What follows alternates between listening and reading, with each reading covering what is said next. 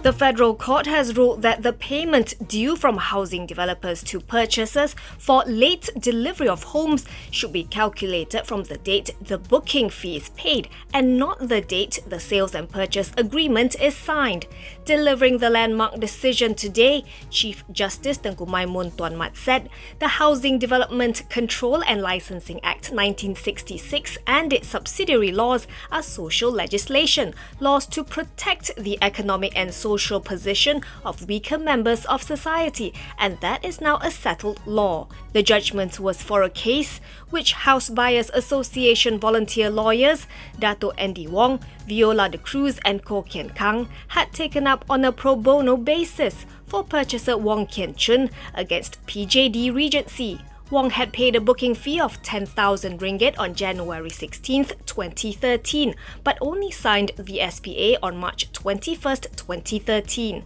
The SPA stated that the vacant possession of the house must be delivered to the purchaser within 42 months or by September 2016. However, Wong was only informed of the handover on January 23, 2017, and he subsequently sought damages of 33,000 ringgit, but the developer disputed the amount, arguing that the date of agreement should follow the printed date in the first page of the SPA. Tengku Maimun said the submission is untenable. This is because the courts must give effect to the intention of Parliament and not the intention of parties when it comes to interpreting social legislation.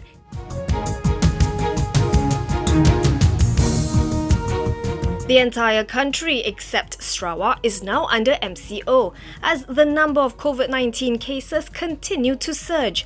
As announced by Senior Minister Security Cluster Datuk Sri Ismail Sabri Yaakob, the states of Kedah, Perak, Negeri Sembilan, Terengganu and Pahang are now on the MCO list with restrictions to be in place till February 4th.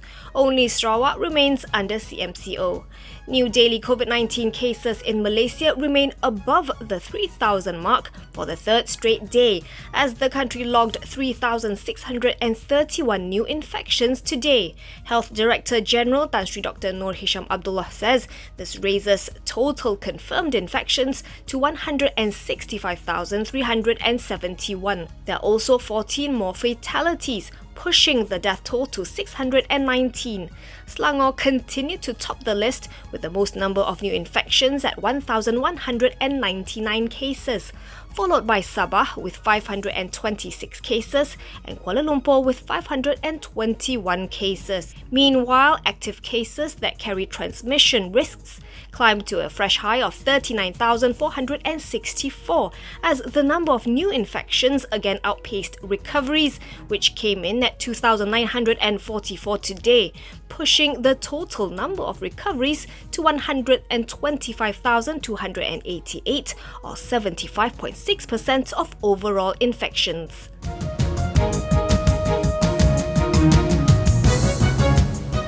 Economists now expect Bank Negara Malaysia to maintain its overnight policy rate at the Monetary Policy Committee meeting tomorrow. This follows the deployment of stimulus measures under the 15 billion ringgit per mile package announced yesterday. JP Morgan economist Milo Gunasinghe said in a note today that while the risk of a cut has increased, he expects the central bank to stand pat on the key interest rate. This is given the relief measures, the short duration of movement curbs, and a limited policy rate transmission mechanism. He is also of the view that businesses and consumers are now arguably more adept at operating in the new normal. At CGS-CIMB, economists Michelle Chia and Lim Yi Peng also believe that Bank Negara may adopt a wait-and-see approach tomorrow, maintaining its current monetary policy stance while signalling strongly that it stands ready to ease further should risks to the economic recovery fester. Should the MCO 2.0 be enforced for a protracted period, they say the central bank may cut the OPR further in the first half of this year. Meanwhile, RHB Research Institute Chief Economist Dr. Sailesh Keja and Senior Economist Ahmad Nazmi Idrus expect Bank Negara to cut the interest rate by 25 basis points to 1.5% in the current quarter and say the risks are tilted towards another 25 basis point cut in the second quarter of this year. This is because they see the momentum of growth weakening significantly in the first half against the backdrop of the government infrastructure program, which is likely to surprise on the downside this year.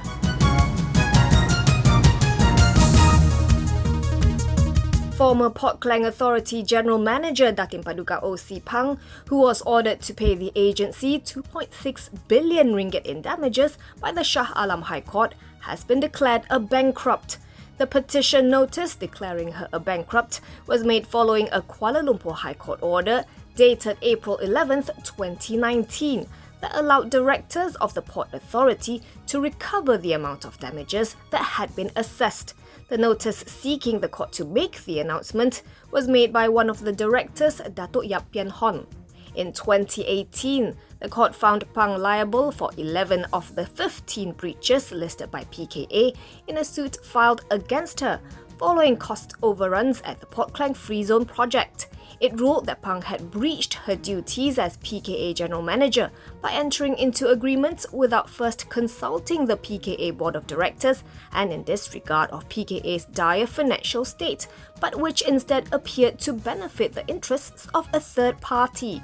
The civil suit against Pang is the only successful court case brought against those allegedly responsible for the overwhelming costs at the controversial project.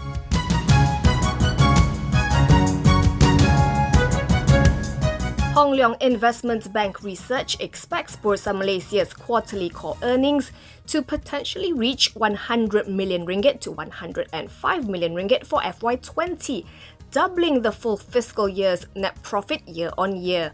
HLIB research analyst Jeremy Goh said in a note today, the core earnings estimate is based on Bursa's fourth quarter average daily value of 4.83 billion ringgit, up 170% year on year, barring any unforeseen swings in the cost structure. Using the lower end of the estimated range, he sees the Bourse operator's net profit jumping to just over 370 million ringgit from FY19's earnings of 189.2 million ringgit.